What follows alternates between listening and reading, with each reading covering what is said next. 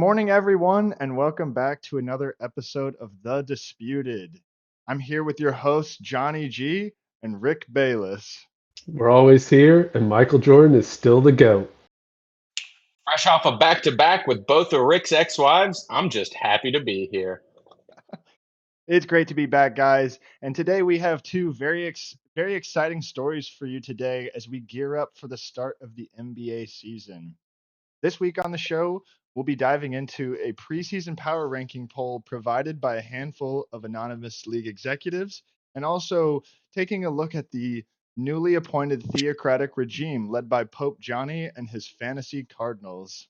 Now, leading off with our first story, this anonymous poll from the Lou Area Fantasy executives is a bit polarizing. You'll see some uh, familiar faces at the top of the rankings, and you'll see some, again, familiar faces at the bottom of the rankings, but it doesn't seem to be consistent with maybe the actual opinion or stats of each team's. Rick, what do you think about this list that was provided from these anonymous executives? Looking at this list, I see right off the top the Samurais, led by Josh Sanders, at the top of the list. That is not surprising. Johnny G, I'm sure you can agree with me. The Samurais are a team who deserves to be there based upon his. Not the first time he's drafted well. I don't know what we can expect going forward. But then moving down the list, it starts to get pretty questionable. We see Elijah, the Hamas paragliders, in third place. That's really unexpected. I think that's something that someone here must have misclicked or not looked at the actual teams when they decided to put him in third place. I have trouble understanding why you would think that, Rick. Based on all of my team's projections, he's looking to have a pretty bounce-back fantasy year. I'm liking the way the Hamas paragliders are gliding this season. I see in just about every statistical category that I try and organize this in, Hamas paragliders is a top 8 team. He's in the playoffs. Now, those same stats are going to tell you that Hospital might not be a bad team this year either. But there's a significant difference in both the personnel and the mental capabilities of the GM using their team. I don't think there's any hope for Atlantis Hospital to make big noise this year, buddy. Atlantis Hospital. If you're talking about a bad GM, you'd give that to Elijah without a doubt. I mean, Johnny, you're racking up bad takes here, Matt, into your game. This is not looking good because I don't know about that. I don't know about that. Elijah made it to playoffs in his first season in the league.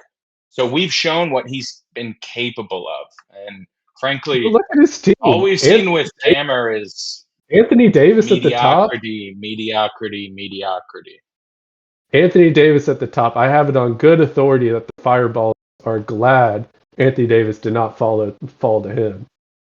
And look down his list. Jimmy Butler, Christian Brown. And then once he gets to the end, he's just picking on whatever name he thinks is funny. And I'm not going to, except for Jay Huff.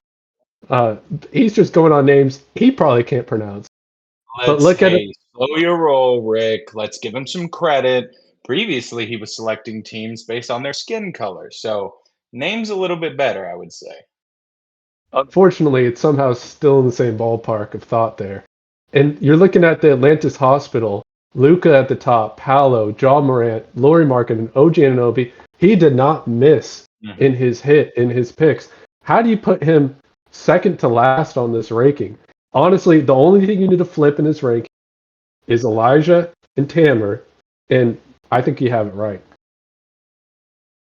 Yeah, I mean, if I were to close my eyes and beat my head into a brick wall, maybe I would swap the two players, but I'm fully sentient and I won't be doing that. Rick, you're just dead wrong on every account. I could see a little bit of a middle ground, maybe Tamer's team isn't that bad, but there is no way that we can ignore empirical evidence, last year's totals, and the statistics of the players on the Hamas paragliders and say that he's not at least a top 8 team talent wise. And trust me, I know all about Luka Doncic. Okay, I know all about John Morant, and I know about his multiple gun charges. Okay, and I don't want to be anywhere near those types of players. All right, Luka, skinny Luka, fat Luka, Lakers in Cancun. Okay, I'm not worried about it. I think that's a good stopping point for that segment, guys. It's time to move to our next topic, which is the theocratic regime that was appointed and led by Pope Johnny and his fantasy cardinals. Hold on a second, guys. I think we've got some breaking news. This just in, newly released, the Papal Bull. Are you guys seeing what I'm seeing? Johnny G, what's your thoughts on this? Ugh. It's the first time my eyes are on something like this. A lot of Latin, a little What the confusing. hell is this? A papal bull proclaiming the sacred authority of the commissioner and the glory of the holy wars. Um, yeah, I okay. He's there to settle trade ties. That's interesting. That's fine. I understand. A lot of people were calling for 5 council members. But what's this on the power of executive veto? You're telling me that Pope, a mumbo jumbo person who wasn't even elected, is going to have the power to veto Whoa, trades, whoa, laws? whoa, whoa, What? whoa. Johnny G, be careful with your words there. You might need to go to confession. I mean, we're talking about the Holy Lord right here, our Pope and Savior. Uh, I'm looking at this papal bull actually for the first time right now. I was just handed it. And I know that this is going straight up on my wall. And each night we'll be reading it because seeing the executive veto, I'm not surprised. That's Our Holy Lord sacrilegious. is omniscient, omnipotent. I wouldn't expect anything less than our Holy Lord having the last word of every moment. Yeah, that's a lot of power to give one man. Look, I understand we want engagement. We want to bring back participation, cast out the sin of sloth. I get it. I get it. He's excited. We're all excited. We want participation, but slow your roll. This could change the very fabric of our league as we know it. Okay, the last time someone had this much power in our league, there was a fascist dictatorship. Johnny, hold on, Johnny G. You're acting like there's some sort of irony here for engagement. There's nothing ironic. We know what this is. This is the word of our Lord, our papal bull, and we must respect it no matter what it says. And that's why I accept the executive veto and go to confession. Well, it's going to be interesting to see how the Papal Bull impacts participation and league governance this season, guys. Moving on, we have an exclusive story from our sideline reporter, Ben Kelty. Ben, over to you. Thanks, guys. I recently had the chance to sit down with both Colin and Matt, talk about the upcoming season, what it meant for them to join this league, what they're looking forward to as being a part of this league. Talked a little bit about what looks to be pretty trash teams after initial look coming out of the draft. Talking to both these guys, just what their feelings were about the league, about this season, and they both said they were just excited to be here. Back to you guys. Ben, thank you for that riveting reporting. Guys, now that you hear Ben's thought on it, how do these two rookies stack up together? Rick, we'll start with you. Well, looking forward to the Rookie of the Year award this year, which is obviously going to Colin.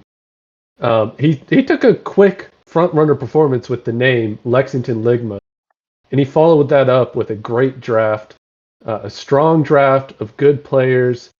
I'm a little disappointed with Matt Powers' draft, but I think whichever Rookie of the Year is going to win it this year is going to do it on presence alone. Yeah, Rick, great take. You definitely keyed in on the right word there, presence, because I'm thinking that every GM who gets to face these rookies this year, they're going to get a nice fat present with a win. Um, I think Colin seems probably sitting around 11th. I don't see anything that special. I Hey, see a lot of chill about shooters on this 11th. team. You don't know Hey, anything about I 11th in can I talk? Colin. Can I talk? I mean, I'll give you a chance, but I think I'm the one It is my turn. Can I talk? All right, go ahead. Thank you. I get it. Colin picked some shooters. All right, Luca, shooter for more than one reason. I know a lot about these players. I That's think the not team Colin's has a team. real identity. That's Stammer's No, team. that's Stammer's team. No, We're live. And We're we're still doing live. it And we're live. live. You're on. no. Is it my turn? It's Is your it my turn, turn? and you're talking about Colin's team, which starts with Domantas Sabonis. Domantas Sabonis, great guy. He's a great guy. I love that guy. He's a good guy. He's made a lot of NBA teams, eighth seed, ninth, right around playing tournament. He's a good player, but that can't be your whole team. All right, that can't be Collins' entire team. Um, all the metrics I'm looking at, he's a bottom of the barrel team. Okay, I could put him, like I said, around 11th. Be nice. You were on the money with the River City House Cats. One, their name is terrible, and two, he used ChatGPT to determine his entire team. Johnny, you said you've seen all the numbers, but have you seen 6, 7, which is where I would place the Ligmas and the River City House Cuts at the end of the season? I'm not sure if you can read. I'm not sure if you can write. I'm not Johnny, because what I'm seeing out of the draft, and you know, judge him as you will as a rookie, but out of the draft, they're going to be up there in the playoffs. Colin, a West Virginia native, someone who's a fantasy warrior in all types, he's going to be up there. I don't doubt it at all. All right, listen, Helen Keller, get off the sauce. All I know is Colin's presence was missed at the end of your party because he was riding down country roads from West Virginia with one eye on his phone and another eye on his inbred cousin that he sometimes likes to, have a little fun with. All right. He's going to suck. I mean, at best, middling. Okay. He's the definition of mid. All right. Type shit. Okay. And the house cats, they're going to be taking a shit in a litter box. All right. It's not good. It's not good. And furthermore, I don't think we should even have a Rookie of the Year award this year if they can't win at least 4 games. I mean, that's the level of catch shit that we're talking about this year. They might be good guys, but will they run a good fantasy team? I don't know.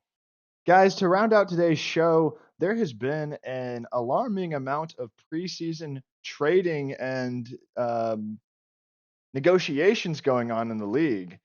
Just this past week, we had 2 trades already completed, and there's still, a few days left before the season starts.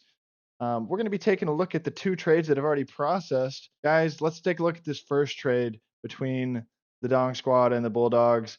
What do you guys make of this trade? Who came out on top? Johnny, why don't we start with you? Yeah, I'm happy to comment on it. It looks like, past tense, it looked like for a moment that this league had turned over a new leaf. Finally, a trade for gentlemen.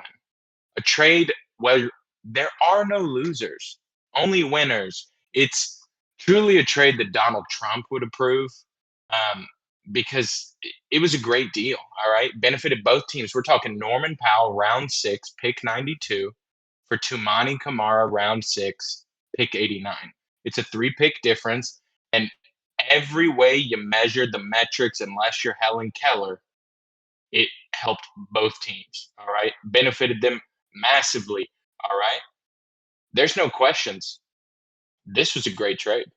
Johnny, call me Helen Keller, because this trade was bad for both teams. Look, Norman Powell. Checks out. Norman Powell is barely going to get run for the Heat once Davion Mitchell comes back, which is preseason opener.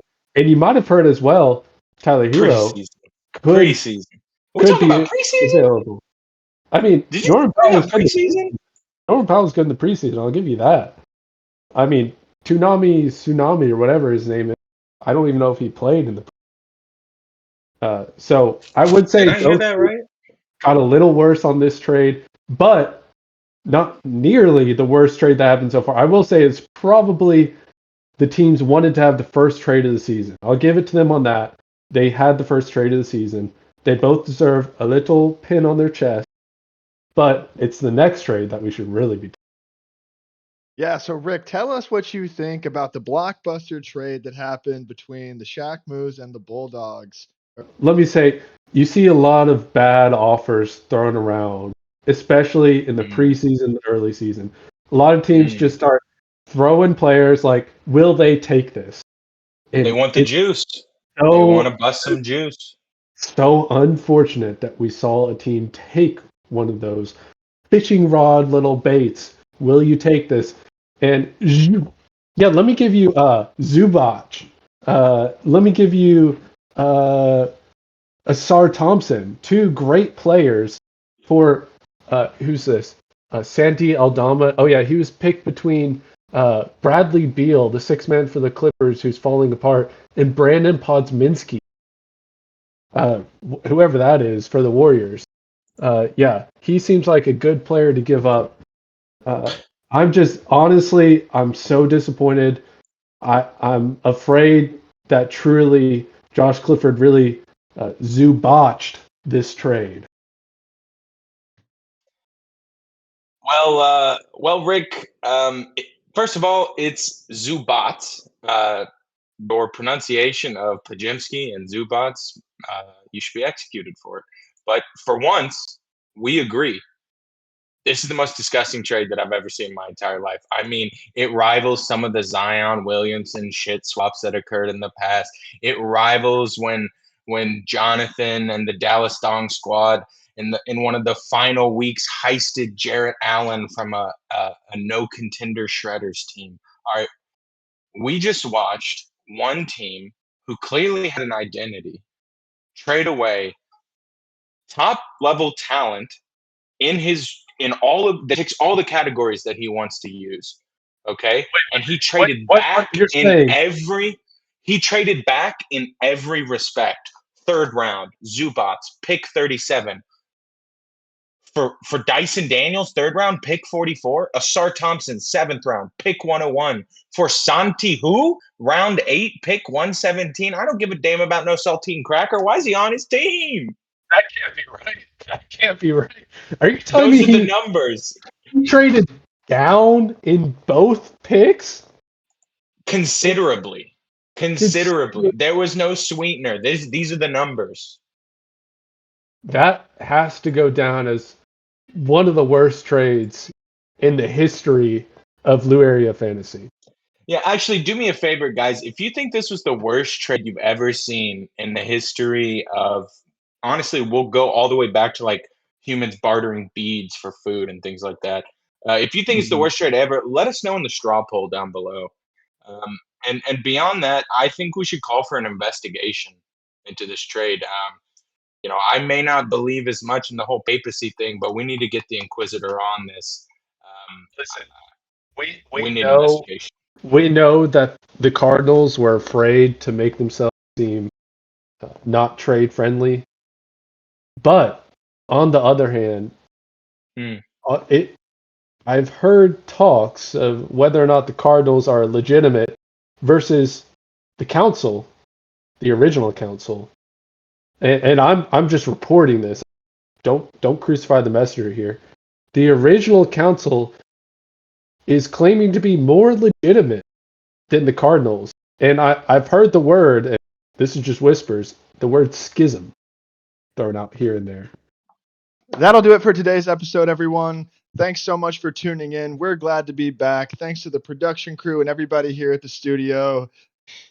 And now, a message from our sponsors. I don't always drink bourbon, but when I do, it's bubble juice. Done back in street with you extreme